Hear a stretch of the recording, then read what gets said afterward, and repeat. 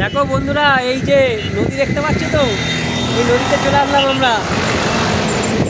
অনেক কষ্ট করে এসেছি। হ্যাঁ দেখো নদী দেখাচ্ছি তোমাদের কাছে। নদী দেখো খালি। গোবিন্দ বল কিছু।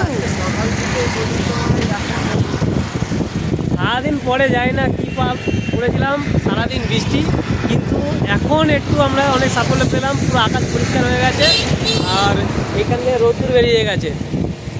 ঠিক আছে, তো তোমরা দেখতে পাচ্ছ আমাদের মানে কষ্টের ফল দিয়েছে, যেটা এখনো পর্যন্ত আমরা ভোগ করছি। এখন দেখো এই এই যে স্কুটিটাতে করে এসেছি আমরা, এই স্কুটিটাতে করে এখন অনেক মানে কী বলবো, আর ভালো লাগে না, ক্লান্তি হয়ে গেছি। স্বাভাবিক, তো এখন আমাদেরকে যেতে হবে অনেকটা দূরে। এরপরে আমরা যাব মৌখালি ব্রিজ। তো মৌখালি ব্রিজে গিয়ে তোমাদের ওখানকারও কিছু ভিউ দেখাবো, যে ভিউগুলো নতুন নতুন করে আরও সুন্দর লাগবে, নতুন নতুন ভিডিওর ভিউ।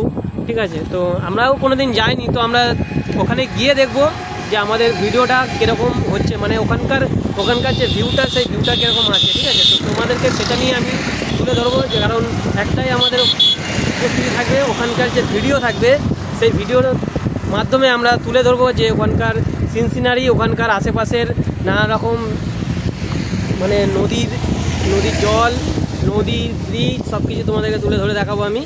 তো এরপরে চলো দেখা যাক কি হয়, কতদূর যেতে পারি।